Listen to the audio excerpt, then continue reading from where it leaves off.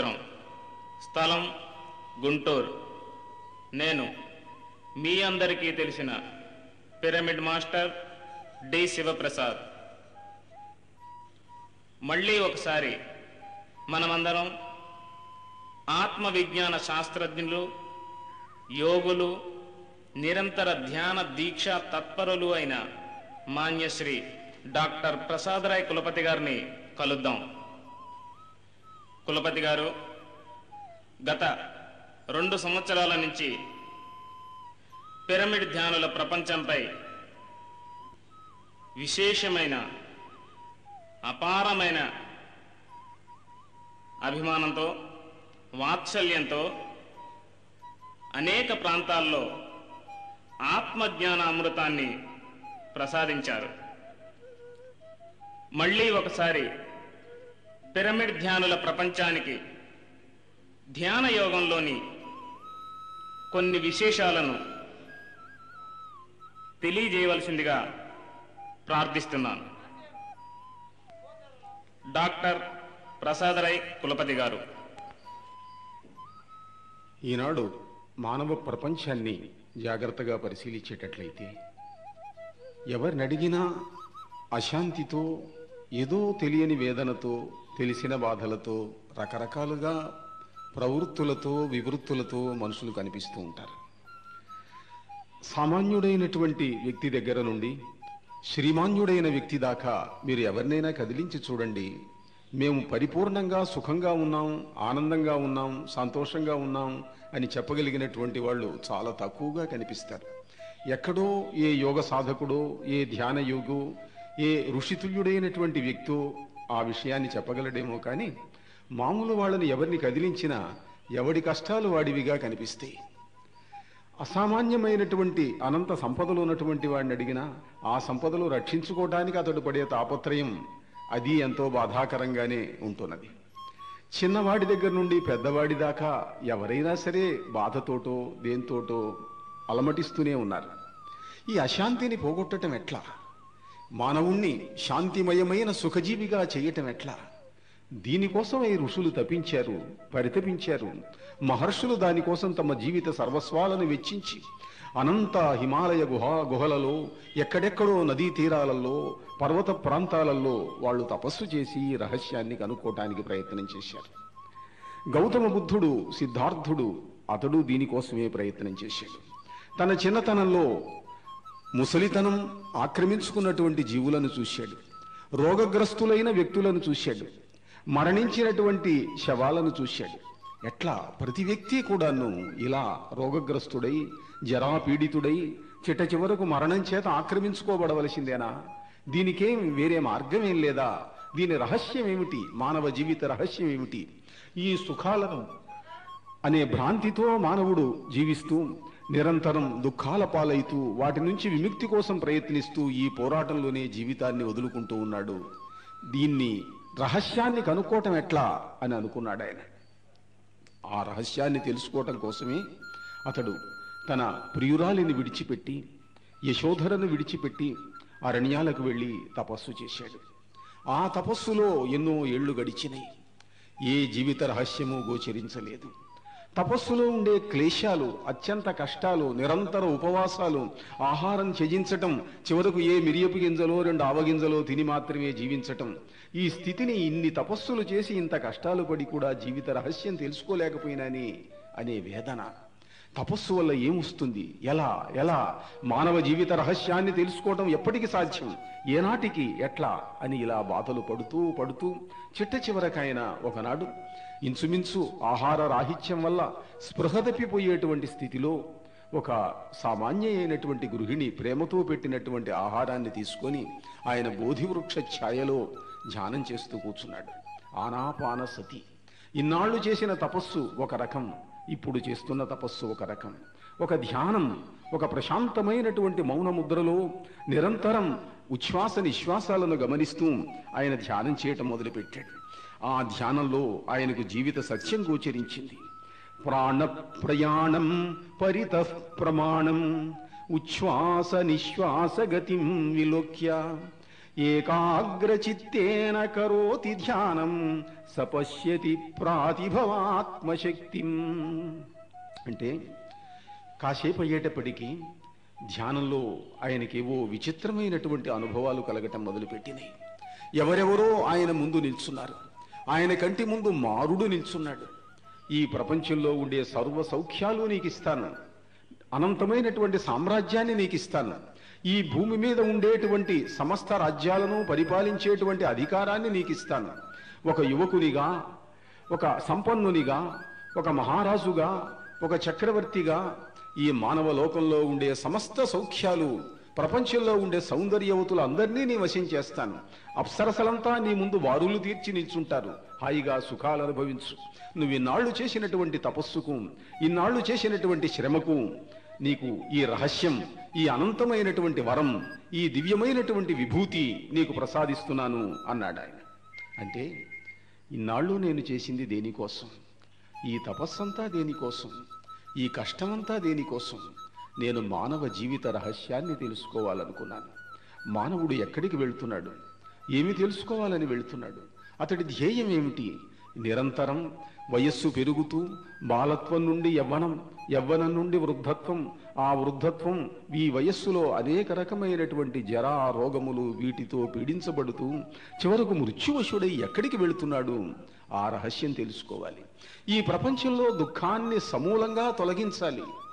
ఆ తెలుసుకోవటానికి, ఆ విజ్ఞానాన్ని పొందటానికి, మానవ జాతికి శ్రేయస్సును సమకూర్చడానికి తపస్సు మొదలుపెట్టిన నేను ఇవాళ ఈ సుఖాలకు వశుండయి, ఈ భోగాలకు వశుండయి, ఈ ఆనందాలు అనుకుండేటువంటి వాటిని పొందటానికి గనక ప్రయత్నం చేసి వాటిని పొందుతూ నా జీవితాన్ని గడుపుకుండేటట్టయితే నేను కూడా మరో చక్రవర్తిలాగానో, మరో సమ్రాట్టులాగానో, నాకంటే ముందు ఎంతమంది మహనీయులు వచ్చారు, ఎంతమంది మహాపురుషులు వచ్చారు. కారే రాజులు రాజ్యముల్ కలుగవే గరోన్నతించెందరే, వారేరీ సిరి మూటగట్టుకొని పోవంజాలిరే, భూమిపై పేరైనన్ కలదే. ఎవరున్నారు? ఎంతమంది ఉన్నారు? ఎన్ని వందల వేల లక్షల మంది చక్రవర్తులు ఈ అఖండ భూమండలాన్ని పరిపాలించి అనంతమైన కాలగర్భంలో కలిసిపోయినారు. వాళ్ళల్లో నేను ఒకణ్ణైతాను, లేకుంటే వాళ్ళకంటే ఎక్కువ సుఖాలు అనుభవించిన వాడిని అయితే కావచ్చు. కనుక ఇది నా ధ్యేయం కాదు, నా జీవిత మార్గం ఇది కాదు, నా ఆదర్శం ఇది కాదు, నాకివేవీ అక్కర్లేదు అని తిరస్కరించాడు. ఎప్పుడైతే ఆ మహాపురుషుడు సుఖాన్ని, దుఃఖాన్ని, వీటన్నింటికీ మూలమైనటువంటి ఈ భోగములను వీటన్నింటినీ ఆయన త్యజించగలిగాడు, అక్కర్లేదని త్యాగం చేయగలిగాడు, అనంతమైనటువంటి జ్ఞానదీప్తి అతడికి సాక్షాత్కరించింది. అనంతమైన దివ్యశక్తులన్నీ అతడి వశమైనవి. మోహకారకుడైన మారుడు పక్కకు తొలగిపోయినాడు. ఈ ప్రపంచాన్ని కనుచూపుతో, తన ఆజ్ఞాశక్తితో శాసించగలిగినటువంటి అనంతమైన మహాసంకల్పశక్తి ఆయనకు లభించింది. మానవ జీవితంలో ఉండే రహస్యాన్ని ఆయన తెలుసుకోగలిగాడు. మరణానంతర జీవిత రహస్యాన్ని ఆయన తెలుసుకోగలిగాడు. మానవుడు ఎక్కడికి వెళుతున్నాడు, ఏ ప్రాంతానికి వెళుతున్నాడు, ఏ లోకానికి వెళుతున్నాడు, మరణించిన తర్వాత ఏ శరీరం వస్తుంది, ఎట్లా ఉంటాడు, ఎక్కడికి పోతాడు, ఈ పోయినవాడు మళ్ళీ ఎక్కడికి వస్తాడు. ఆయనకు తన పూర్వ జన్మలు సమస్తము కూడా కనిపించినవి, సాక్షాత్కరించినవి. అలానే మనం భగవద్గీతలో కూడా చూస్తాం. శ్రీకృష్ణుడు అర్జునుడితో చెబుతాడు, బహూని మే వ్యతీతాని జన్మాని తవ చార్జున తాన్యహం వేద సర్వాణి నత్వం వేత్త పరంతప. అర్జున, నీకు నాకు ఎన్నో జన్మలు గడిచినాయి, అన్నీ నాకు తెలుసు, నీకేమీ తెలియదు అని అన్నాడు. నిజమే, అదొక అద్భుతమైనటువంటి రహస్యం. నరనారాయణులు పూర్వజన్మలో కృష్ణార్జునులు ఇద్దరూ కూడా, కృష్ణుడు నారాయణుడు, అర్జునుడు నరుడు, ఇద్దరూ సమానమైన తపస్సే చేశారు. ఇద్దరూ సమానమైనటువంటి శక్తి సంపన్నులే, కవలలు, జంట. వాళ్ళిద్దరూ కూడా జన్మ మారేటప్పటికీ నారాయణుడు కృష్ణుడైనాడు, నరుడు అర్జునుడైనాడు. కానీ విచిత్రం చూడండి, నరుడు కేవలం మహావీరుడైన ధానుష్కుడైనాడు. నారాయణుడైనటువంటి కృష్ణుడు ఆయన పరమేశ్వరుడైనాడు, సాక్షాత్ భగవంతుడైనాడు. ఎక్కడ, ఎలా? దీంట్లో వచ్చిన రహస్యం, దీంట్లో విశేషం ఏమిటి అనంటే, కృష్ణునిలో పరమేశ్వరాత్మకమైన నారాయణ శక్తి, వైష్ణవమైన శక్తి కృష్ణునిలో ప్రవేశించింది. నరునిలో ఇంద్రాత్మకమైన శక్తి ప్రవేశించింది. ఆ ఇంద్రశక్తి వల్ల సకల లోకములను జయించగలిగినటువంటి మహావీర పరాక్రమ సాహస శక్తులు అర్జునుడికి సంక్రమించినవి. అత్యంత జ్ఞానాత్మకమైన మహాశక్తి, ఈ లోక సృష్టి స్థితి లయాత్మకమైన సర్వశక్తి కృష్ణునిలోకి వచ్చింది. ఇద్దరు జీవులలో ఉండేటువంటి రహస్యం అలా ఉన్నదన్నమాట. అలా ఒక్కొక్క జీవి అనేక జన్మల ప్రయాణం చేస్తూ ఆ ప్రయాణంలో ఎక్కడో ఆ భగవత్ శక్తిని అందుకుంటాడు. ఎక్కడో ఆ ప్రాతిభమైనటువంటి మహత్తర ప్రజ్ఞ ఆ జీవుణ్ణి ఆవహిస్తుంది. అతడికి తెలియకుండానో తెలిసో ఆ దివ్యమైనటువంటి శక్తిని అతడు పొందగలుగుతాడు. బుద్ధుడు కూడా ఎన్నో జన్మ పరంపరలు ఎత్తి ఎన్ని జన్మలో ఎత్తి ఆ బోధిసత్వుని యొక్క ఆ జన్మ పరంపరలను పొంది ఈనాడు బుద్ధత్వాన్ని పొందగలిగాడు. ఆ బోధివృక్ష ఛాయలో అతడు బుద్ధత్వాన్ని పొంది ఆ అనంతమైనటువంటి దివ్యశక్తితో బయలుదేరి మానవలోక శ్రేయస్సు కోసం ఆయన తాను ఏ ధ్యాన యోగం వల్ల, ఏ సాధన వల్ల తాను ఈ అద్భుతాన్ని సాధించాడో, ఈ అపురూపమైనటువంటి దివ్య జ్ఞానాన్ని సాధించాడో, తాను ఒక్కడు ఆనందించి అనుభవించటం మాత్రమే కాదు, తానొక్కడు ఆ దివ్యమైనటువంటి అనుభూతిని పొందటం మాత్రమే కాదు, అది తన తోటి మానవులకు ప్రసాదించాలి. మానవులకు దుఃఖాన్ని పోగొట్టాలి. నిరంతర శోకమగ్నులై, నిరంతర దుఃఖమగ్నులై బాధితులైనటువంటి మానవులు, వ్యధితులైన మానవులు, పీడితులైనటువంటి నరులు, వీళ్ళందరిలో కూడా ఆ దివ్యమైనటువంటి కాంతి లహరికలను ప్రసారం చెయ్యాలి. ఆ దివ్యమైనటువంటి శక్తిని మానవజాతికి అందించాలన్న ధ్యేయంతో ఆ మహాపురుషుడు బయలుదేరి మానవ జాతి దుఃఖానికి కారకమైనటువంటి విశేషాలన్నింటినీ బోధించాడు. ఆ దుఃఖాన్ని నుండి విముక్తి కావటం ఎట్లనో ఆయన బోధించాడు. అయితే ఈ బోధించేటప్పుడు ఎవరూ నమ్మరంత తొందరగా. బోధించేవాళ్ళు ఈ దేశంలో చాలామంది ఉన్నారు, ఉపన్యాసాలు చెప్పేవాళ్ళు ఎంతోమంది ఉన్నారు. కానీ ఉపన్యాసం చెప్పినంత మాత్రాన, ప్రసంగం చేసినంత మాత్రాన, మాటలు చెప్పినంత మాత్రాన అవి ప్రభావాన్ని చూపించలేవు. ఒక వ్యక్తి మాట అవతలి వ్యక్తి మీద ప్రభావాన్ని చూపించాలి, కొన్ని వందల మంది మీద ప్రభావం చూపించాలి, కొన్ని వేల మంది మీద ప్రభావం చూపించాలి అని అంటే ఆ వ్యక్తి వెనకాల తపశ్శక్తి ఉండాలి. తపశ్శక్తి ఉంటే ఆ తపశ్శక్తి ప్రేరితుడైనటువంటి మానవుడి యొక్క వాక్కులో మహా అద్భుతమైనటువంటి దివ్య శక్తి అవతల వాడిని ప్రభావితం చేస్తుంది. అతడిలో నుండి ప్రసరిస్తున్నటువంటి దివ్య కాంతి తరంగములు అవతలి వ్యక్తి మీద ఒక అయస్కాంతంలాగా పనిచేసి అతడి మనస్సు మీద ప్రభావం చూపించి ఆ వ్యక్తి ఇతడిని గ్రహించేటట్టుగా చేస్తాయి. ఏ వ్యక్తి తాను చెప్పేదాన్ని ఆచరిస్తాడో, తాను చెప్పేది తాను జీవితంలో ఆచరించి శక్తిమంతుడైనాడో అతడు చెప్పేవి మాత్రమే ప్రపంచం గ్రహిస్తుంది. కానీ మిగిలిన వాళ్ళు అవే మాటలు చెప్పినా గ్రహించదు. ఇక్కడ చిన్న ఉదాహరణ తీసుకోవచ్చు మనం. సుప్రసిద్ధమైనటువంటి ఉదాహరణ, రామకృష్ణ పరమహంస దగ్గరికి ఒక ఆవిడ వచ్చింది. తన పిల్లవాడిని తీసుకొని ఆయన దగ్గరికి వచ్చింది.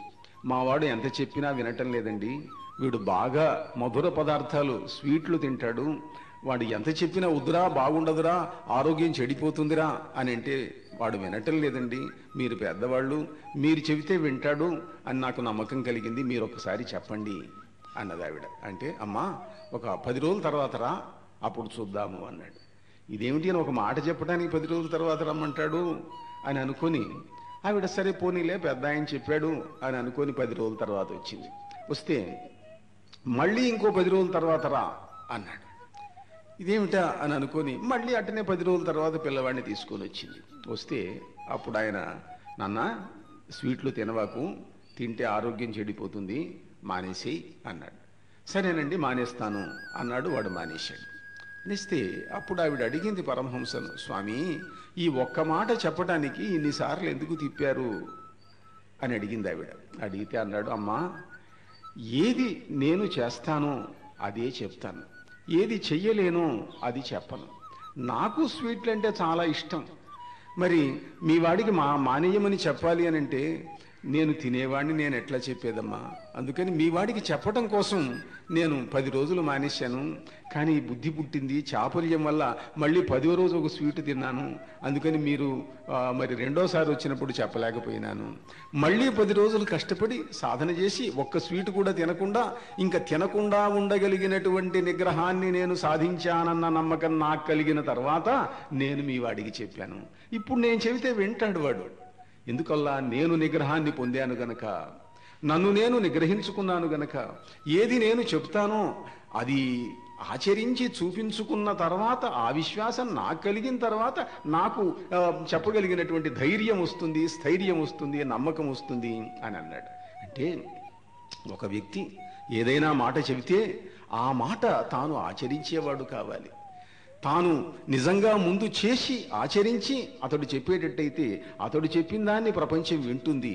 ఒక గాంధీ మహాత్ముడు చెబితే వేల లక్షల కోట్ల మంది ప్రజలు విన్నారు. మరి ఒక బుద్ధ భగవానుడు చెప్తే మరి లక్షల మంది విన్నారు. ఎందువల్ల? వాళ్ళ వెనకాల ఒక తపశ్శక్తి ఉన్నది గనక. వాళ్ళు అనంతమైనటువంటి దివ్యశక్తిని ఒక ప్రవాహికలలాగా, వాహికలలాగా తమలో ఆ దివ్యశక్తిని ఆకర్షించుకున్నటువంటి వ్యక్తులు గనుక వాళ్ళు ఏమి చెప్తారో అది చేసి దాన్ని సాధించి ముందు దాని యొక్క ప్రభావం తమలో పెట్టుకొని మాట్లాడుతున్నటువంటి వ్యక్తులు కాబట్టి ఆ విధంగా బుద్ధ భగవానుడు మరి ఆ అనంతమైనటువంటి తపస్సు చేసి ఆ తపఃప్రభావంతో ఆయన జీవితంలోకి, సమాజ జీవితంలోకి ప్రవేశించాడు. ఆయన ప్రవేశించి ఆయన అలా ప్రయాణం చేస్తూ ఉన్నాడు. ప్రయాణం చేస్తుంటే జీవితంలో రకరకాలైనటువంటి పరీక్షలు వస్తాయి, జీవితంలో చిత్రమైనటువంటి అనుభవాలు కలుగుతాయి. ఆయన హింసను చూశాడు, మానవుల హింసను చూశాడు, జంతువుల హింసను చూశాడు. అయ్యో, యజ్ఞముల పేరుతో, యాగముల పేరుతో, సాధనల పేరుతో, తపస్సుల పేరుతో జీవులను హింసిస్తున్నారు, అనేక జంతువులను బలి చేస్తున్నారు. ఈ బలి వల్ల ఏమి సాధించగలుగుతాం? జంతువులను చంపి చేసేటువంటి ఈ యజ్ఞం ఏమి ఫలితాలు ఇస్తుంది అని ఆయన యజ్ఞ వాటికల దగ్గరికి వెళ్ళాడు. మహాకాశ్యపుడు అనేటువంటి వ్యక్తి ఆ రోజుల్లో చాలా సుప్రసిద్ధుడైనటువంటి కుల గురువు ఆయన. ఆయనకు 10,000 మంది శిష్యులున్నారు. బ్రహ్మాండమైనటువంటి ఆశ్రమం ఉన్నది. అక్కడికి వెళ్ళి ఆయన ఆ యజ్ఞం జరగబోతూ ఉండటం చూశాడు. అక్కడ ఎన్నో వందల వేల పశువులు యూపస్తంభములకు కట్టబడి ఉన్నాయి. యజ్ఞంలో చంపబడటానికి అక్కడ సిద్ధం చేయబడి ఉన్నాయి.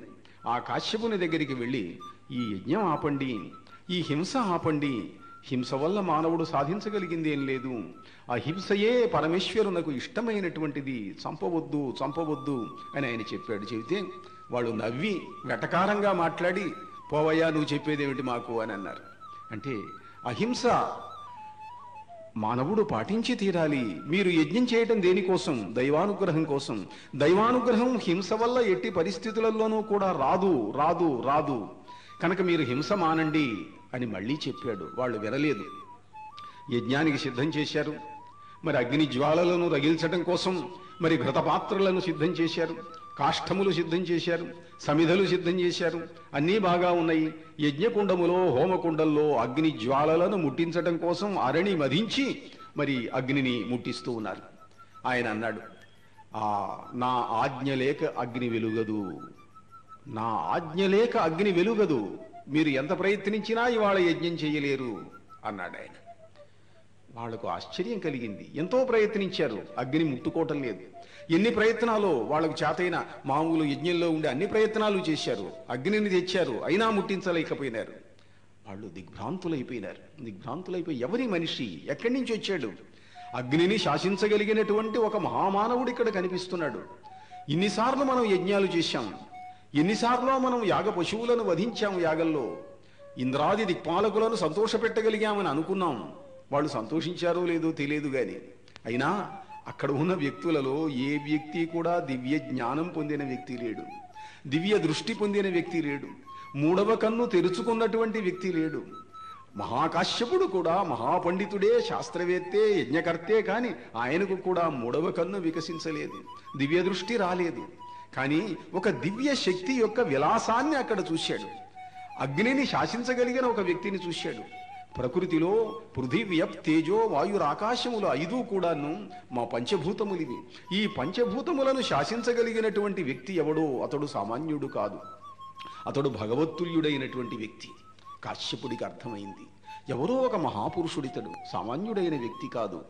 ప్రపంచాన్ని శాసించగలిగిన, పంచభూతములనే శాసించగలిగినటువంటి ఒక మహాపురుషుడు ఇక్కడ నిల్చున్నాడు. అందరూ పాదాక్రాంతులైనారు, యజ్ఞాన్ని వదిలిపెట్టేశారు.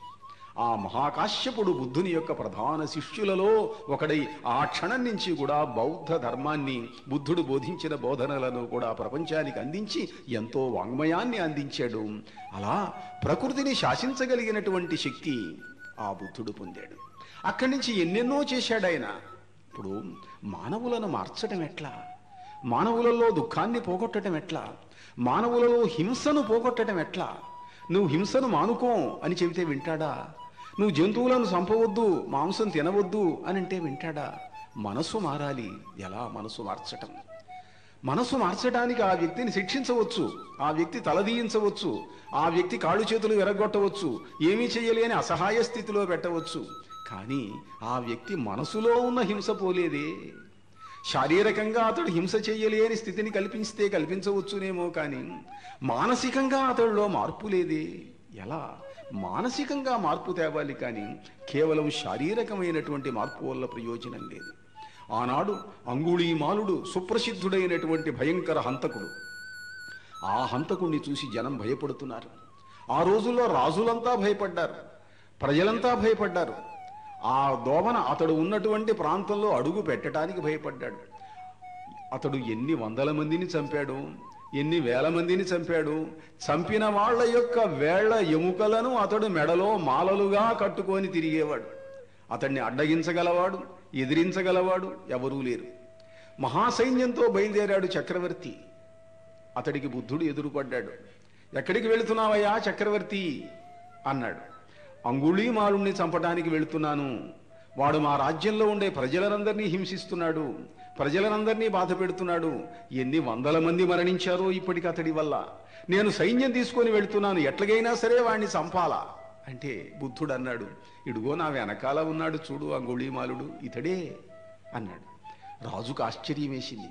అదేమిటండి, ఇంతటి మహాహంతకుడు, అంత క్రూరుడు, దుర్మార్గుడు, ఘోరుడు, దురాచారుడు, దుర్మార్గుడు, దుష్టుడు అతడు మీ వెంట శిష్యుడై వస్తున్నాడేమిటి? ఆశ్చర్యం కలిగింది. అంటే బుద్ధుడు అన్నాడు, వాణ్ణి అడగండి అంటే అప్పుడు అంగుళీమాలుడు చెప్పాడు, నేను చూశాను, నేను చంపుదామని ప్రయత్నించాను బుద్ధుణ్ణి. అతడు నీ ఇష్టం చంపుకో అన్నాడు. ఆయన వెంటబడ్డాను. ఎంత దూరం వెళ్ళినా మరింత దూరంలో ఉన్నట్టుగా ఉన్నాడు. అందటం లేదు నాకు. ఆయన ఏం పరిగెత్తటం లేదు, నేను పరిగెత్తుతున్నాను, కానీ ఆయన అందుకోలేకపోయినాను. ఆయన దగ్గరికి వెళ్ళాను, ఆయన కన్నుల్లోకి చూశాను. ఆ కన్నుల్లో ఏదో అనంతమైనటువంటి దయా సముద్రాల తరంగాలు ప్రవహిస్తున్నట్టుగా అనిపించింది. నా హృదయంలో, నా అంతరంగంలో అంతకుముందు ఉన్నటువంటి దుర్మార్గపు ఆలోచనలన్నీ పోయినాయి. నా మనస్సు క్షాళితమైంది. మహాపురుషుడు, మహానుభావుడు నాకు జ్ఞానం కలిగించాడు, నాలో ఉన్న క్రౌర్యాన్ని తొలగించాడు, నాలో ఉన్న దుర్మార్గాన్ని తొలగించాడు. ఇవాళ నన్ను మీరు చంపితే చంపండి, నేను ఇప్పటికి కొన్ని వందల వేల మందిని చంపాను, శిక్షగా మీరు ఏమి చేసినా నేను సిద్ధంగానే ఉన్నాను చక్రవర్తి అన్నాడు అంగుళీమాలుడు. బుద్ధుడు అన్నాడు, మనసు మారిన వ్యక్తి ఇతడు, పాపాలు పోగొట్టుకున్న వ్యక్తి ఇతడు, హృదయం క్షాళితమైనటువంటి వ్యక్తి ఇతడు.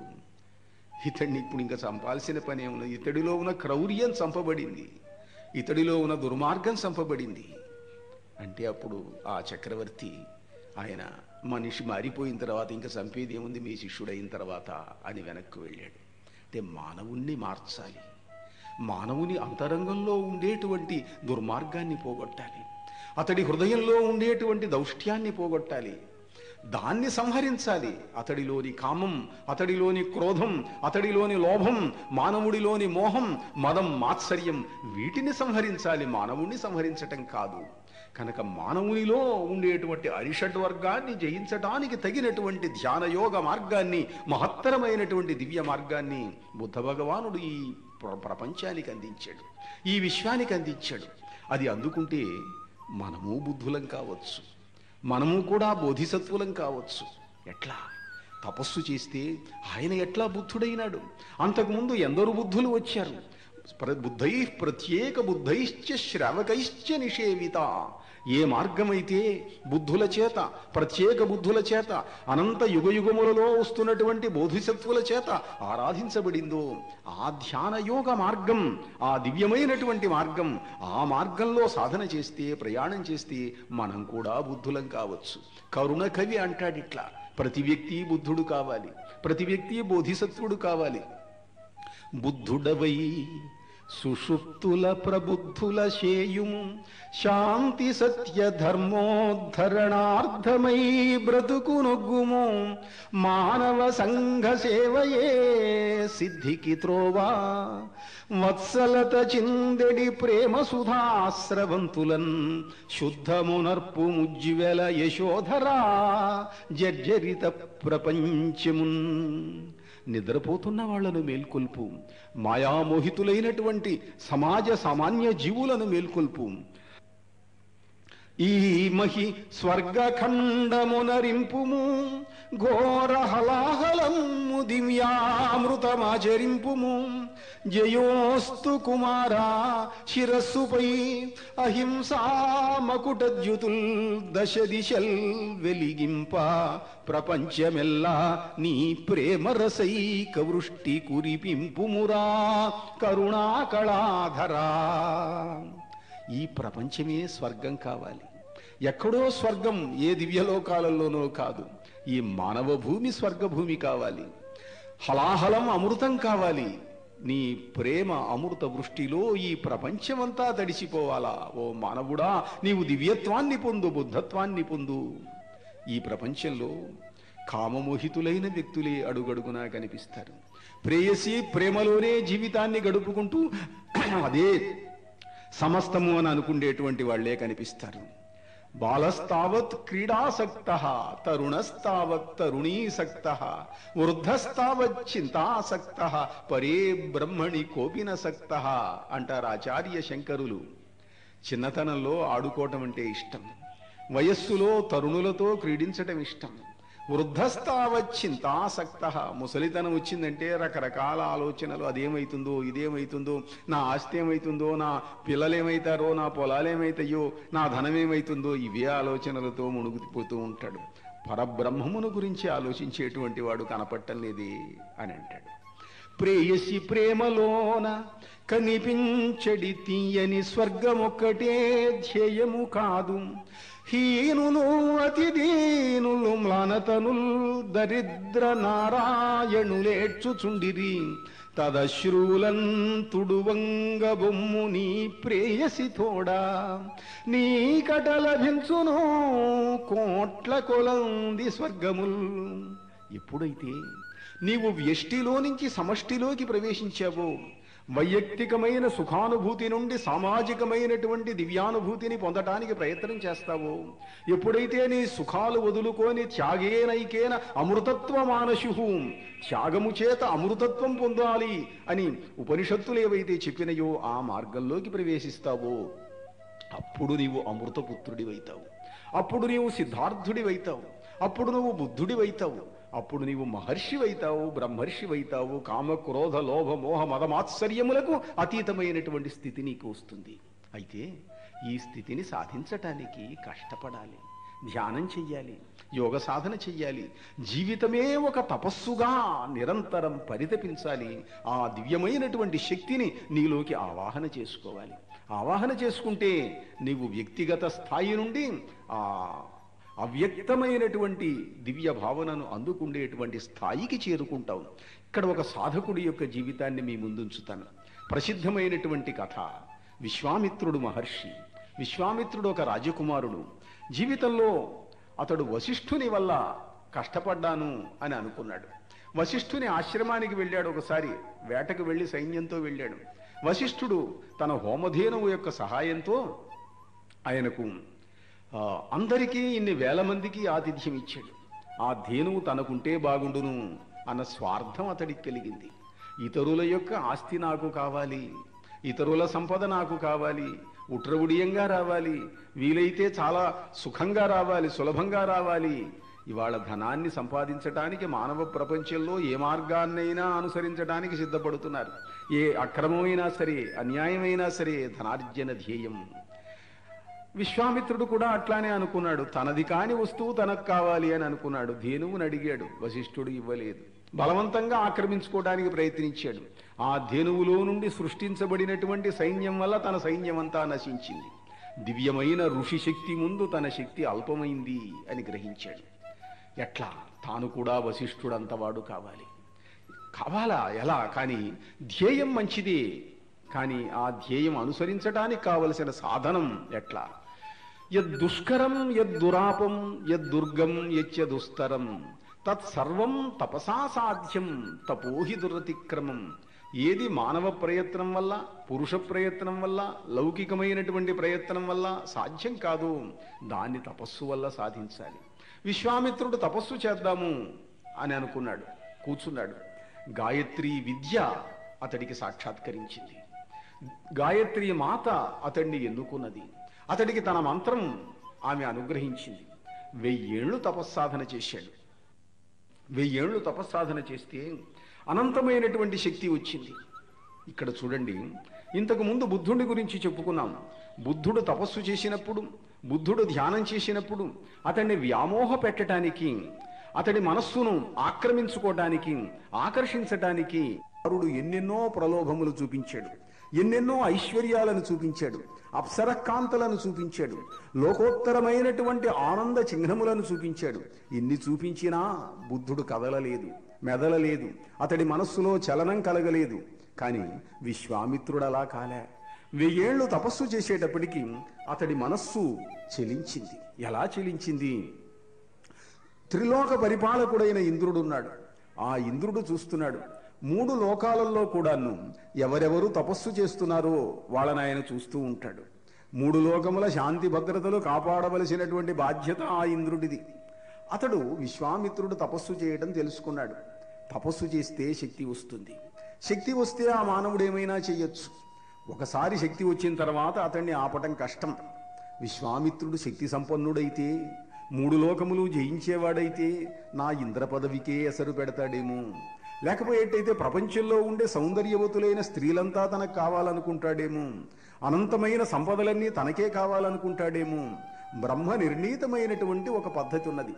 ఏ లోకములో ఎవడు ఎంతకాలం ఏ పదవిలో ఉండాలి, ఎవడు ఏ రాజ్యాన్ని ఎంతకాలం పరిపాలించాలి, ఎవడు ఏ భోగాన్ని అనుభవించడానికి తగినటువంటి పూర్వ జన్మ కర్మ చేసి ఉన్నాడో ఆ కర్మానుగుణమైన ఫలితము వాడి నుదుట వ్రాయబడి ఉంటుంది.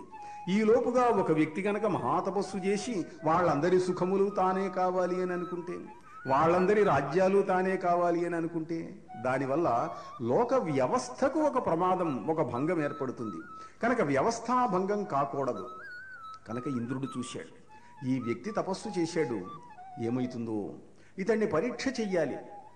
ఆ ఇంద్ర పరీక్ష ప్రతి వ్యక్తికి ఉంటుంది. తపస్సు చేసే వ్యక్తులందరికీ అలాంటి పరీక్షలు, కామ పరీక్ష, క్రోధ పరీక్ష, లోభ పరీక్ష, మోహ పరీక్ష, ఈ పరీక్షలు జరుగుతూ ఉంటాయి. కర్మదేవతలు ఈ పరీక్షలు చేస్తుంటారు. ఇంద్రుడు విశ్వామిత్రుడికి ఈ పరీక్ష చేశాడు. అతడు మేనకను పంపించాడు. మేనక తన హావభావ విలాసములతో విశ్వామిత్రుని ముందు నాట్యం చేయటం మొదలుపెట్టింది. నాట్యం చేయటం మొదలు పెడితే ఆ నాట్యాన్ని చూశాడు విశ్వామిత్రుడు. ఆయన కనులలో ఒక వశీకరణ తాండవం జరిగింది. ఒక దివ్యమైనటువంటి వశీకరణ లాస్యం ఆయన కంటి ముందు ప్రదర్శితమైంది. మేనక యొక్క నాట్యానికి అతడు మోహితుడైనాడు, విమోహితుడైనాడు, సమ్మోహితుడైనాడు. సమ్మోహితుడై ఆ మేనక ఆమెతో క్రీడించటం మొదలుపెట్టాడు. ఆమె వచ్చిందే దానికోసం, విశ్వామిత్రుని వశం చేసుకోవడానికి వచ్చింది. ఆమెకు వశుడైపోయినాడు విశ్వామిత్రుడు. వశుడై ఆమెతో క్రీడించటం మొదలుపెట్టాడు, సుఖపట్టం మొదలుపెట్టాడు. 1000 ఏళ్ల తపస్సు, ఆ తపస్సు దానికోసం, ఆ సుఖం కోసం ఖర్చు అయిపోతూ ఉన్నది. ఆమెలో తన తపశ్శక్తి ప్రవేశిస్తూ ఉన్నది. ఆమె అడిగేది, ఇది మల్లెపూల కాలం కాదండి, వానలు పడుతున్నాయి, నాకు మల్లెపూలు కావాలి అని అడిగేది. అడిగితే మల్లెపూలు సృష్టించి ఇచ్చేవాడు. నాకు ఏవో ఈ పండని పండ్లు కావాలి, మంచి వానాకాలం లేకపోతే చలికాలం, నాకు మామిడి పండ్లు కావాలి, మామిడి పండ్లు తన తపశ్శక్తితో సృష్టించి ఇచ్చేవాడు. ఇలా తన తపశ్శక్తితో ఆమె కోరిన వల్ల సృష్టించి ఇస్తూ తన తపస్సు ఎంత ఖర్చయిపోయిందో చూసుకోలేదు పాపం ఆ మానవుడు. 1 సంవత్సరం గడిచింది. 1 సంవత్సరం గడిచిన తర్వాత ఒకరోజు ఆ మేనక అన్నది, ఇవాళ మనం గంధమాదన పర్వత సానువుల మీద విహరిద్దామండి అన్నది. ఆమె నడుం పట్టుకున్నాడు విశ్వామిత్రుడు, ఆకాశానికి లేవబోయినాడు. ఆమె ఆకాశానికి లేచింది, ఇతడు లేవలేకపోయినాడు. ఏమండి పైకి రావటం లేదు అన్నది మేనక. నేను పైకి లేవలేకపోతున్నాను, నా తపశ్శక్తితో ఇన్నాళ్ళు ఆకాశయానం చేశాను, ఇప్పుడు ఆకాశయానం సాధ్యం కావటం లేదు, నా శరీరం పైకి లేవటం లేదు. ఓ, నా తపశ్శక్తి అయిపోయిందన్నమాట అని ఒక్కసారి దిగ్భ్రాంతుడైనాడు. తపశ్శక్తి ఒక బ్యాంకు బ్యాలెన్స్ లాంటిది. ఏరోప్లేన్ టికెట్ కొనుక్కోవడానికి కావలసిన డబ్బులు అయిపోయినాయి అన్నమాట. ఆయన దగ్గర, విశ్వామిత్రుడి దగ్గర లేవు. మేనకకు సహజంగానే ఆకాశగమన శక్తి ఉన్నది. అప్సరోజాతికి చెందినటువంటి కాంత గనుక ఆమెకు సహజమైనటువంటి ఆకాశయాని శక్తి ఉన్నది. ఆమె ఆకాశంలోనే నిల్చున్నది. విశ్వామిత్రుడితో ఇంక నేను వెళ్ళొస్తానండి అన్నది. అదేమిటి, మనం ప్రేమించుకున్నాం, కామించుకున్నాం, సుఖపడ్డాం, నా వల్ల నువ్వు గర్భవతివి కూడా అయినావు, అదేమిటి, నువ్వు ఇక్కడే ఉండు అన్నాడు. లేదండి, నేను ఇంద్రుడు పంపిస్తే వచ్చాను, మిమ్మల్ని పరీక్ష చేయడానికి వచ్చాను, మీ తపస్సు చెడగొట్టడానికి వచ్చాను. ఇంద్రుడికి మీరంటే భయం, మీ తపస్సుతో ఏం చేస్తారో అని ఆయనకు భీతి. తపస్సు చెడగొట్టమన్నాడు, మీరు చెడిపోయినారు. మీరు చెడగొట్టడానికి నేను నిమిత్తమాత్రుడు, చెడిపోవడానికి నేను నిమిత్తమాత్రులైనాను. నేను అప్సరో జాతికి చెందిన దాన్ని మీకు తెలుసు.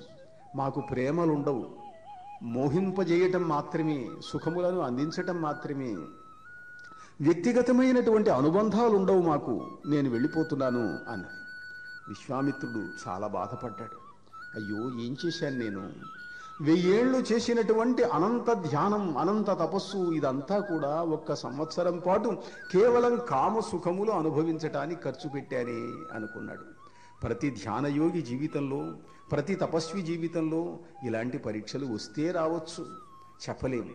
ఒకసారి శక్తి వచ్చిన తర్వాత దాన్ని పరీక్ష చేయడానికి ఎంతమందో పూనుకుంటారు.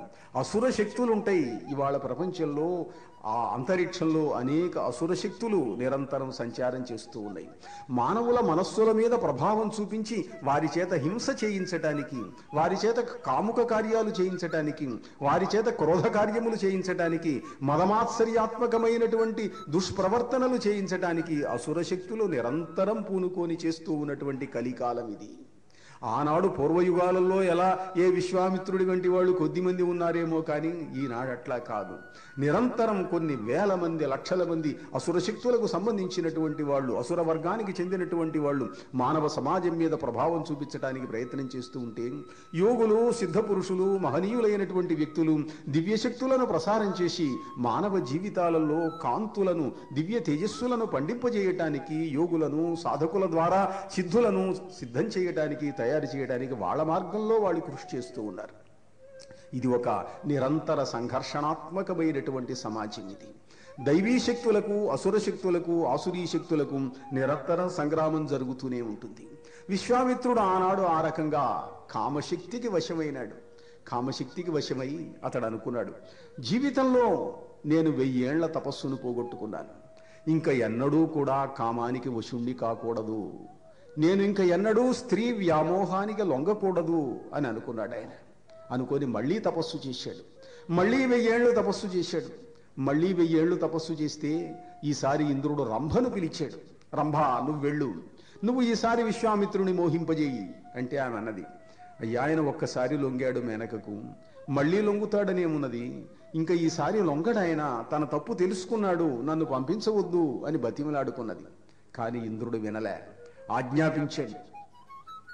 ఇంద్రాజ్ఞ అనుల్లంఘనీయం. ఆమె ఎంతో చెప్పింది, ఆయన సామాన్యుడు కాదండి, ఆయన తపశ్శక్తి సామాన్యమైనది కాదు, ఇదివరకే ఎంతో ఆయన తన తపఃప్రభావాన్ని చూపించున్నాడు, మీకు తెలుసు.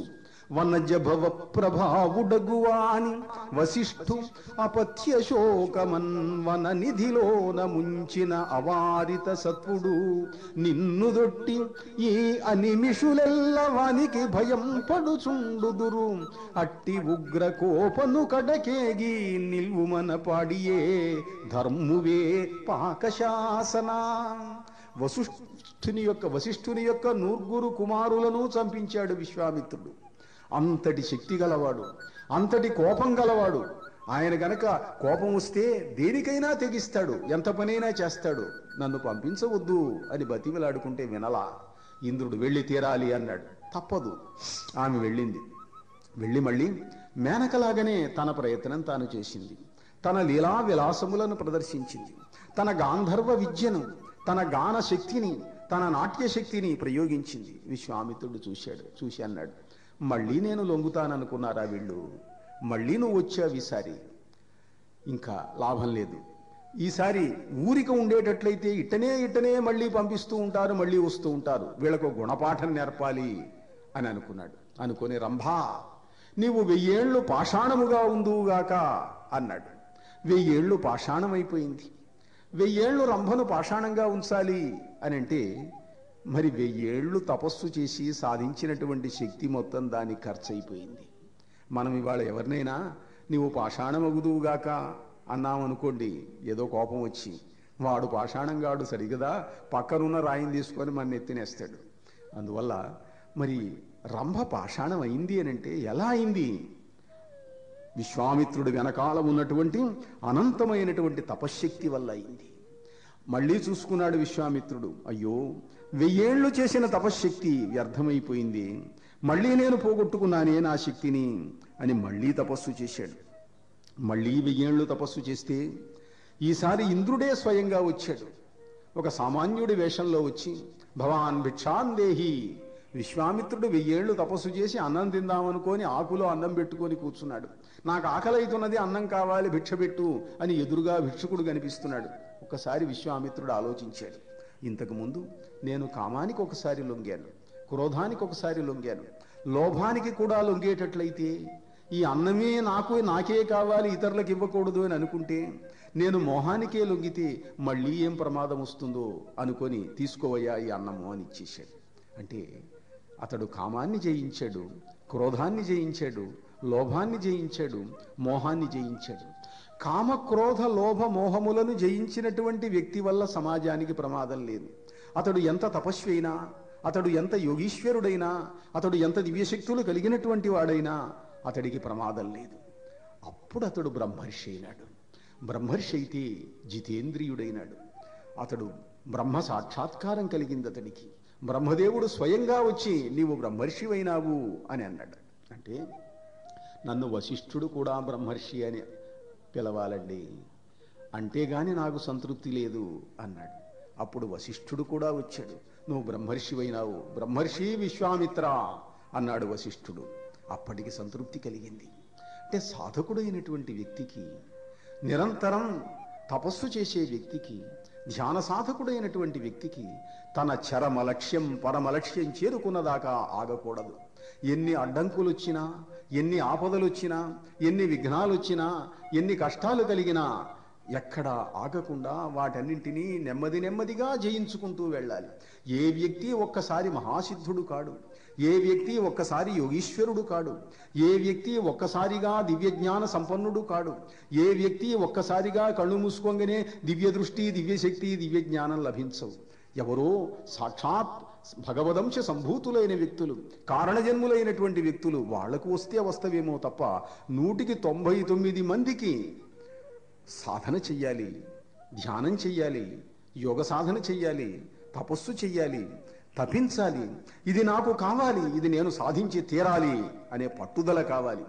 ఏ వ్యక్తి దీక్షతో పట్టుదలతో అతి కఠోరమైనటువంటి వీరవ్రతంతో సాధన చేస్తాడో ఆ వ్యక్తికి తప్పకుండా దివ్యమైనటువంటి జ్ఞానం కలుగుతుంది. దేవతలు అనుగ్రహిస్తారు, సిద్ధులు అనుగ్రహిస్తారు, తపస్సులు అనుగ్రహిస్తారు. ఉదాహరణకు ఒక చిన్న ఉదాహరణ చెబుతాను మీకు. ఇక్కడ మీలో భగవద్గీత చదివిన వాళ్ళు ఉంటారు.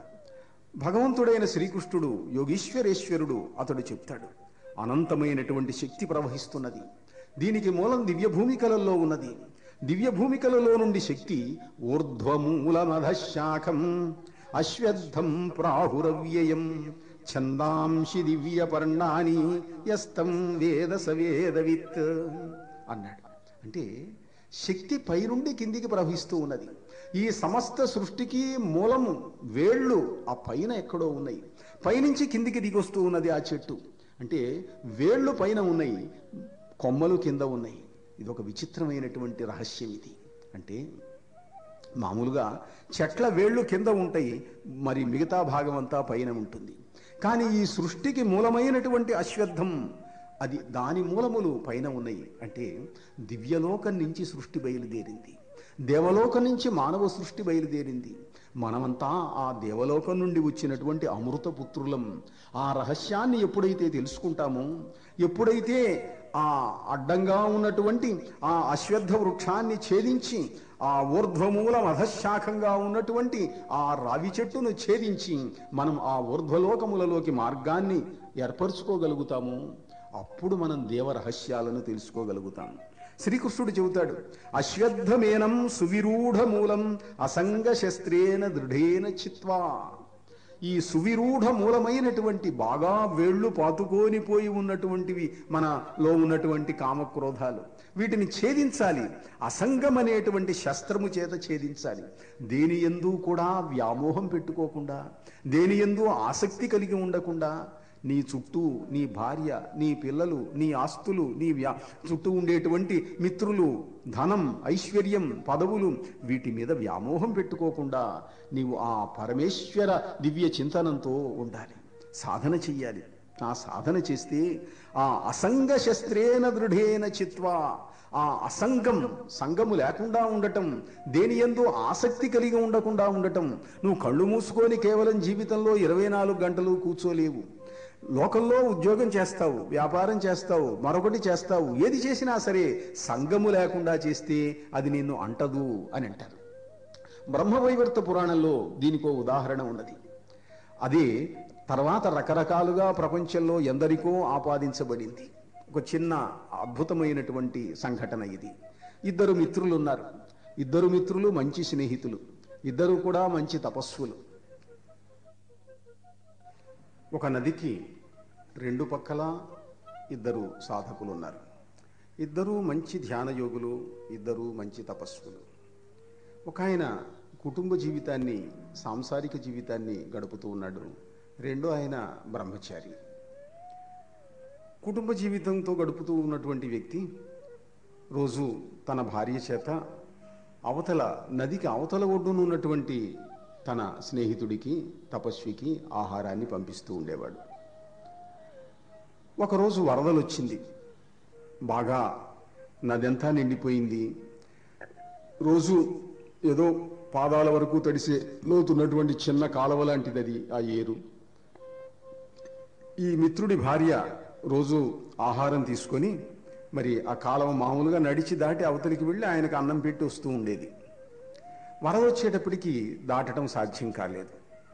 సాధ్యం కాకపోతే ఆమె అన్నది, అయ్యో ఇవాళ మీ మిత్రుడు ఉపవాసంతో ఉండాలండి, మరి వరద వచ్చింది, మరి పోవటం సాధ్యం కాదు కదా అన్నది.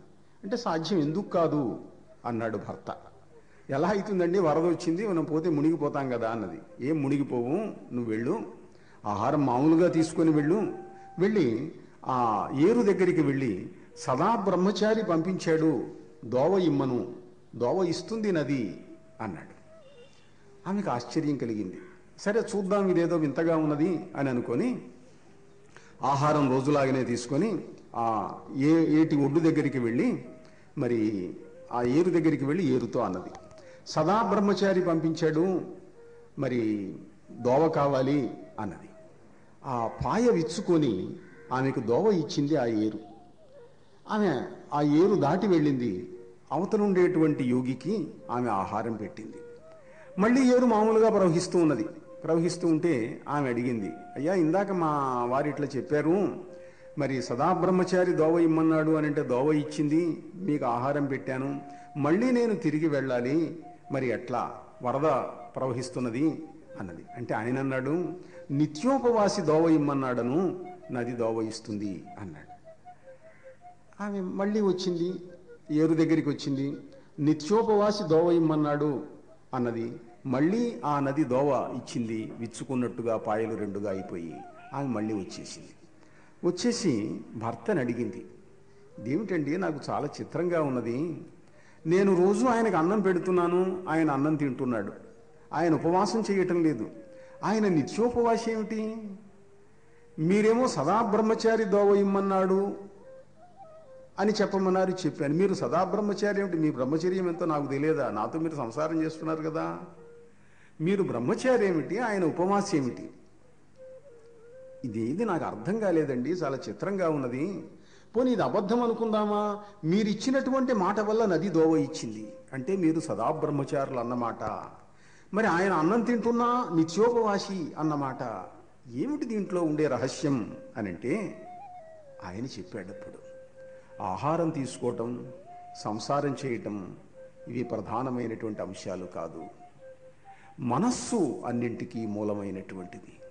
మన ఏవ మనుష్యాణం కారణం బంధమోక్షయో. మనస్సే జీవుల యొక్క బంధమునకు మోక్షమునకు కారణం. నేను నీతో సంసారం చేస్తున్నా నిజమే, కానీ నేను అసంగుణ్ణి. నాకు కామమునందు ఆసక్తి లేదు, ధర్మం కాబట్టి చేస్తున్నాను. భార్యతో సంసారం చేయటం ధర్మం గనుక ధర్మాన్ని నేను నిర్వర్తిస్తున్నాను. ధర్మావిరుద్ధో భూతేషు కామోస్మి భరతర్షభ అన్నాడు శ్రీకృష్ణుడు. ధర్మమునకు అవిరుద్ధమైనటువంటి కామమును నేనే అన్నాడు శ్రీకృష్ణుడు.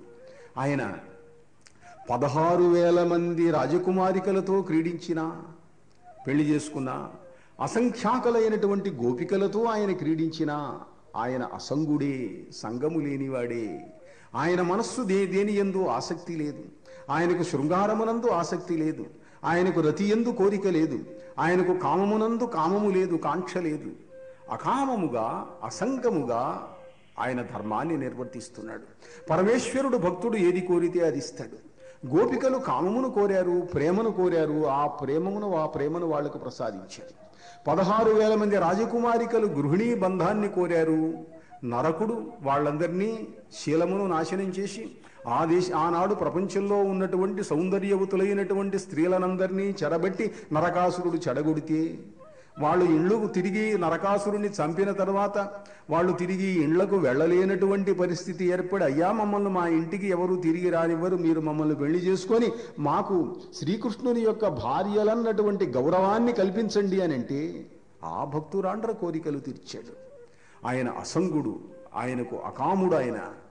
అలా ఈ ఋషి కూడా అదే చెబుతున్నాడు. నేను అసంగుణ్ణి, నేను నీతో కాపరం చేస్తున్నా, అది ధర్మ నిర్వహణం కోసం మాత్రమే చేశాను. నేను ధర్మావిరుద్ధమైన కామం నాది. అలానే ఆయన కూడా ఉపవాసం శరీరం నిలబెట్టడం కోసం ఆయన ఆహారం తీసుకుంటున్నాడు. ఆయనకు ఆహారమునందు ఆసక్తి లేదు, రుచిపాకములందు ఆసక్తి లేదు.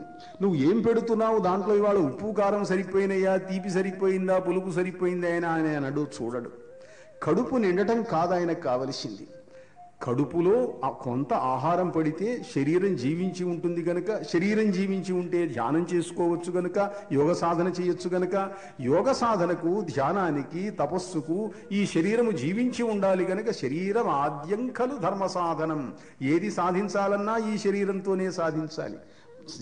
శరీర పతనానంతరం సాధించేది ఏముండదు. దేవతలు కూడా ముక్తి కావాలంటే మళ్ళీ ఇక్కడొచ్చి మానవులుగా పుట్టి ఇక్కడ సాధన చేసి, ఇక్కడ తపస్సు చేసి మళ్ళీ ముక్తికి వెళ్లాల్సిందే తప్ప, దివ్య భూములలో సుఖభోగాలు మాత్రమే ఉంటాయి, వాటి అనుభవం మాత్రమే ఉంటుంది. నరకాదులలో పాపానుభవం ఉంటుంది.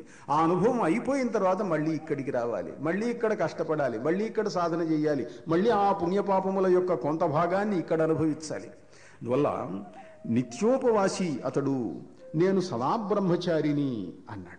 అంటే ఈ కథలో మనకు బ్రహ్మవైవర్తంలో ఇదే కథను శ్రీకృష్ణుడికి దుర్వాసుడికి సంబంధించిన కథగా చెప్పారు. దీంట్లో మనకు కనిపించేది ఏమిటంటే, నిత్య జీవితంలో మనం ఆహార విహారాలలో అసంగులంగా గనక ఉండేటట్లయితే ఆ సాధనలో పరిపూర్ణత్వాన్ని మనం చేయగలుగుతాం, పొందగలుగుతాం. అదే కృష్ణుడు భగవద్గీతలో మనకు చెప్పిన రహస్యం. అసంగ శస్త్రేణ దృఢేన చిత్వా, అసంగమనేటువంటి శస్త్రంతో ఆ సంగమును ఛేదించు. ఈ సృష్టికి మూల కారణం, వ్యామోహానికి మూల కారణమైనటువంటి ఆ మూలమును, ఆ వేళ్లను నువ్వు తెగ్గొట్టేసేయి అని అంటాడు ఆయన. అప్పుడు నీవు జీవిత రహస్యాన్ని తెలుసుకోగలుగుతావు, దేవతా రహస్యాన్ని తెలుసుకోగలుగుతావు, దేవమండలములో ఉండేటువంటి విశేషాలు తెలుసుకోగలుగుతావు. ఇలాంటిదే మన మనస్సే అన్నింటికీ కారణం. నిరంతర ధ్యానం చేస్తూ మనస్సును నిగ్రహించుకోవడం ద్వారా యోగశ్చిత్తవృత్తి నిరోధ అని పతంజలి చెప్పాడే, ఆ చిత్తవృత్తిని నిరోధించాలి. చిత్తవృత్తిని నిరోధించి మనస్సులో వచ్చేటువంటి ఆలోచనలను మనం జయించగలగాలి. అలా జయించేటట్లయితే అప్పుడు మనకు దివ్యమైనటువంటి అనుభవాలు కలుగుతాయి. ఇట్లాంటిదే ఓ చిన్న ఉదాహరణ. ఇద్దరు సన్యాసులు, ఇద్దరు బ్రహ్మచారులు కలిసి ప్రయాణం చేస్తున్నారు. కలిసి ప్రయాణం చేస్తూ ఒక చోట ఒక కాలవ దాటాల్సి వచ్చింది. అక్కడ ఒక అమ్మాయి కాలువలో నడవలేక, అయ్యా నన్ను కాలువ దాటించండి అన్నది. ఒక బ్రహ్మచారి కాలువ దాటించాడు, ఆ అమ్మాయిని ఎత్తుకొని కాలువ దాటించాడు. దాటించి కొంత దూరం పోయిన తర్వాత, కొన్ని మైళ్ళు నడిచిన తర్వాత ఈ రెండో బ్రహ్మచారి ఆ బాలికను, ఆ అమ్మాయిని ఎత్తుకొని అవతల దించినటువంటి బ్రహ్మచారితో, నువ్వు తప్పు చేశావు ఇందాక, ఆ అమ్మాయిని నువ్వు ఎత్తుకున్నావు, స్త్రీని స్పర్శించావు, మనం బ్రహ్మచారులం, దీక్షాపరులం, స్త్రీని ముట్టుకోకూడదు, నువ్వు ముట్టుకున్నావు, నువ్వు చాలా తప్పు చేశావు అన్నాడు. అంటే ఈ బాలికను ఎత్తుకొని కాలవ దాటించినటువంటి బ్రహ్మచారి అన్నాడు, నేను ఆమెను గంట కిందనే వదిలేశాను, నువ్వు ఇంకా వదిలేయలేదు అన్నాడు. అంటే ఆమెను ఉపకారం చేయడం కోసం దాటించాడు, మనస్సులో ఆమెను గురించిన ఏ ఆలోచన లేదు. కానీ ఆమెను ముట్టుకున్నాడు అన్న ఆలోచన ఈ రెండవ వాడిలో ఉన్నది. కనుక నీ మనస్సులో ఇంకా సంఘం ఉన్నది అని చెప్పటానికి ఇది ఒక చిత్రమైనటువంటి ఉదాహరణగా చెప్తారు. ఈ విధంగా మానవులు ధ్యానయోగం చేస్తూ, సాధన చేస్తూ అసంగులై కామక్రోధములను నియమించుకొని సాధన గనక చెయ్యటం మొదలుపెట్టేటట్టయితే, ఆలోచనలు అరికట్టడం మొదలుపెట్టేటట్టయితే, కామక్రోధములను జయించటానికి నిరంతరం ప్రయత్నం చేస్తూ సాధన చేస్తూ ఉంటే, ఎవడు సాధన చేస్తాడో ఆ వ్యక్తికి దేవతలు సహాయం చేస్తారు. ఎవడు 2 అడుగులు ముందుకు వేస్తాడో 4 అడుగులు ముందుకు వస్తారు సిద్ధులు, దేవతలు. మనం సాధన చేయకుండా, మనం ఏమీ చేయకుండా మనకెవరో సహాయం చెయ్యాలి అని అనుకుంటే ఏమీ జరగదు. మనం 1 అడుగు ముందుకు వేస్తే ఆ పరమేశ్వరుడు 2 అడుగులు ముందుకు వేసి మన దగ్గరికి వస్తాడు. ధ్యానం చెయ్యండి, సాధన చెయ్యండి. నిరంతరం సాధన వల్ల, నిరంతర తపస్సు వల్ల, నిరంతర యోగ ప్రయత్నం చేత మనం ఏదైనా సాధించగలుగుతాం. మనం అనంతమైనటువంటి దివ్య చైతన్యాన్ని అందుకోగలుగుతాం. దానికి మార్గం ఇదొక్కటే మార్గం, ధ్యానం ఒక్కటే మార్గం. మిగిలిన అన్ని మార్గముల కంటే, మిగిలిన అన్ని సాధనల కంటే, సర్వ విధములైనటువంటి మార్గముల కంటే యోగ సాధన, ధ్యాన సాధన దాన్ని మించింది లేదు. తపస్విభ్యోధికో యోగి జ్ఞానిభ్యశ్చ అధికో మతః కర్మిభ్యశ్చ అధికో యోగి తస్మాద్ యోగీ భవార్జున అని కృష్ణుడు భగవద్గీతలో అర్జునుడికి చెబుతాడు. తపస్వి కంటే యోగి గొప్పవాడు, అధికుడు. కర్మిష్ఠి కంటే యోగి గొప్పవాడు, జ్ఞాని కంటే యోగి గొప్పవాడు. యోగం చెయ్యి, త్రైగుణ్య సహిత వేద నిస్త్రైగుణ్యో భవార్జున. నిర్గుణమైన, నిశ్చలమైన యోగ సాధన వల్ల, ధ్యాన సాధన వల్ల మానవుడు ఏమైనా సాధించగలుగుతాడు. మనకు భాగవతంలో ఒక అద్భుతమైనటువంటి ఉదాహరణ కనిపిస్తుంది. మహాకవి పోతన ఆయన భాగవతం రాయటానికి కారణభూతమైనటువంటి ఒక దివ్య ధ్యానం మనకు ఆశ్చర్యకరమైన ఉదాహరణ. ఆయన మహేశ్వర ధ్యానం చేస్తూ ఉన్నాడు. గ్రహణం వచ్చినప్పుడు మహేశ్వర ధ్యానం చేస్తూ ఉంటే ఆయనకు శ్రీరామచంద్రుడు కనిపించాడు. శ్రీరామచంద్రుడు కనిపించి, నీవు భాగవతం రాయి, భాగవతం రాస్తే నీకు జన్మ పరంపర నుండి విముక్తి కలుగుతుంది అన్నాడు. అంటే ధ్యానం చేస్తుంటే అతడు ఏ ధ్యానం చేస్తున్నాడో మహేశ్వర ధ్యానం చేస్తున్నాడు. ఏ ధ్యానం చేసినా రావలసిన వాళ్ళు వస్తారు.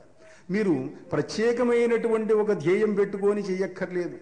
ఏ దేవత కావాలి అని అనుకోక్కర్లేదు. ఏ దేవత రావలసి ఉంటే ఆ దేవత వస్తుంది. ఏ సిద్ధుడు రావలసి ఉంటే ఆ సిద్ధుడు వస్తాడు. పోతన దగ్గరికి శ్రీరాముడు వచ్చాడు, కాళిదాసు దగ్గరికి కాళీదేవి వచ్చింది. వాళ్ళంతా ధ్యాన సిద్ధులైనటువంటి వ్యక్తులు, యోగ సాధకులైనటువంటి వ్యక్తులు. ఆ ధ్యానాభ్యాస వశీకృతేన మనసా, ధ్యానాభ్యాసము చేత మనస్సు గనక వశం చేసుకునేటట్లయితే, మనస్సు వశమైన నాడు ఈ సర్వ ప్రపంచం వశమవుతుంది. దివ్య భూమికలలోకి మన మనస్సు ప్రవేశిస్తుంది. మనం దివ్య చక్షువు జాగృతమవుతుంది.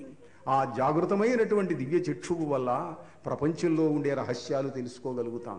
ప్రపంచానికి అతీతమైనటువంటి రహస్యాలు తెలుసుకోగలుగుతాం. అసలు ఈ మానవ ప్రపంచంలో ఏమున్నది కనుక అతిమానుషమైనటువంటి దివ్య ప్రపంచంలో ఉన్నది. ప్లేటో అంటాడు, ఈ ప్రపంచానికి మూలం there is an archetype creation in the higher worlds. ఆ డివైన్ వరల్డ్స్ దాని యొక్క ప్రతిబింబం మాత్రమే, దాని యొక్క అనుసరణ మాత్రమే ఈ మానవ ప్రాకృతిక సృష్టి అని అంటాడు ప్లేటో. నిజమైనటువంటి సృష్టి ఏదో, నిజమైన దివ్య సృష్టి ఏదో, ఈ అనంత భౌతిక సృష్టికి మూలమైనటువంటి ఆ అద్భుతమైనటువంటి దివ్యలోకములలో ఉండే సృష్టి ఏదో, అది ఎట్లా ఉంటుందో, దాంట్లో ఉండే రహస్యం ఏమిటో, మానవుడు మరణించిన తర్వాత ఎక్కడికి వెళతాడో, అక్కడ ఉండేటువంటి జీవులు, అక్కడ ఉండేటువంటి దివ్యులు, అక్కడ ఉండేటువంటి సిద్ధులు, దేవతలు, ఋషులు, వీళ్లను చూడాలనంటే ధ్యానం చెయ్యాలి. ధ్యానంలో మాత్రమే వాటన్నింటినీ తెలుసుకోగలుగుతారు. అప్పుడు మాత్రమే దివ్య దివ్య భూమికలలోకి వెళ్ళగలుగుతారు. ఆ ప్రాతిభమైనటువంటి శక్తి, ఆ ప్రజ్ఞా సమన్వితమైనటువంటి దివ్య చక్షురున్మీలనం, ఆ దివ్య దృష్టి అప్పుడు మాత్రమే కలుగుతుంది. ధ్యానం ధ్యానం ధ్యానం, దాన్ని మించింది లేదు. యోగ సాధన, ధ్యాన సాధన, వాటి వల్ల మానవుడు ఏమైనా సాధించగలడు, ఏది కావాలనుకున్నా పొందగలడు.